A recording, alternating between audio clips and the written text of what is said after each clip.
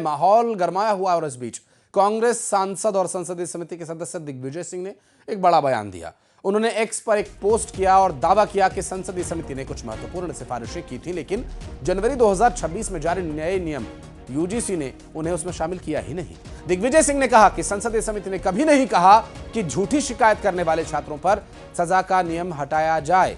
यह प्रावधान यूजीसी ने अपनी मर्जी से हटाया है।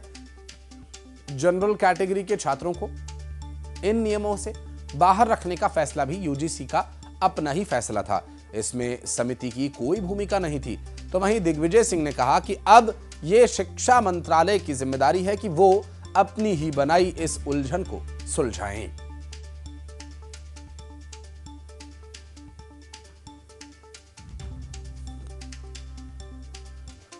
और अब बात करेंगे हमारे सहयोगी वासु चौरे इस वक्त हमारे साथ जुड़ गए। वासु, यूजीसी के नए नियम स्कूल्स माफ कीजिएगा कॉलेजेस में तो विरोध, यूनिवर्सिटी में तो विरोध की वजह बन ही रहे हैं, लेकिन दिग्विजय सिंह का ये बयान इस बात की तस्दीक कर रहा है कि नियम लागू होने से पहले भी ये चर्चा में रहा था।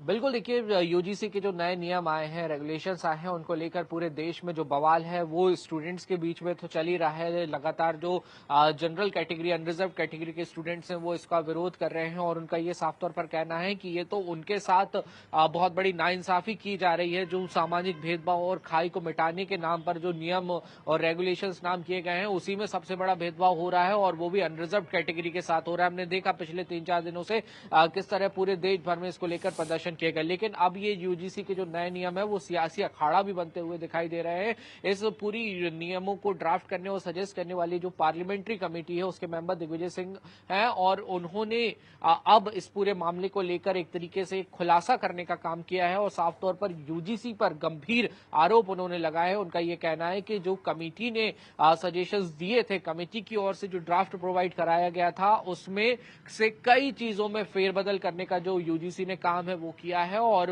वो भी बिना पार्लियामेंट्री कमेटी को कॉन्फिडेंस में लिए, क्योंकि अगर ऐसा होता तो फिर वहां पर फिर से सजेशंस दिए जाते और फिर से इस पूरे मामले को लेकर बातचीत होती। दूसरी तरफ जो अलग अलग जो सावर्ण समाजों के संगठन है और जो अपोजिशन पार्टीज हैं, उनका भी ये साफ तौर पर कहना है कि जब भी कोई नियम कानून बनाए जाते हैं या फिर कोई बड़ा फैसला होता है जिससे देश भर के बड़े पैमाने पर लोगों का प्रभावित होने का जो चांसेस हैं वो रहते हैं, तो वहां पर सबकी राय जो है वो लेनी चाहिए। लेकिन इस पूरे मामले में ऐसा नहीं हुआ। एक तरफा जो नियम है वो बना दिए गए हैं और जब ये पूरा विवाद अब बढ़ चुका है तो कांग्रेस के सांसद पूर्व मुख्यमंत्री दिग्विजय सिंह ने सरकार को और यूजीसी को दोनों को ही कटघरे में खड़ा किया है। अब बहरहाल जो पूरा एक लंबा चौड़ा पोस्ट जो है वो दिग्विजय सिंह की तरफ से किया गया है और उसमें उन्होंने तमाम बातों का जिक्र किया है कि कमेटी ने क्या कुछ सिफारिशें की थी, कमेटी ने क्या कुछ कहा था और यूजीसी ने उनको किस तरीके से नकारने का काम किया, नियमों को जैसा बनाना चाहिए था वैसा नहीं बनाया। ये जो आरोप दिग्विजय सिंह की ओर से लगाए गए हैं उस पर अब देखना होगा यूजीसी का क्या कुछ रुख रहता है और क्या इन नियमों में कोई फेरबदल किया जाता है या इन्हें वापस लिया जाता है इतने भारी विरोध के बाद, ये भी देखने वाली बात होगी। आशीष, स्वाभाविक है, आप नजर बनाए रखिएगा, आगे डिटेल्स देने के लिए फिर लौटेंगे। क्या कुछ प्रतिक्रियाएं इस बयान के बाद आती हैं। बहुत शुक्रिया। और भिंड से खबर, जहां यूजीसी को लेकर के कैबिनेट मंत्री प्रहलाद सिंह का बयान आया।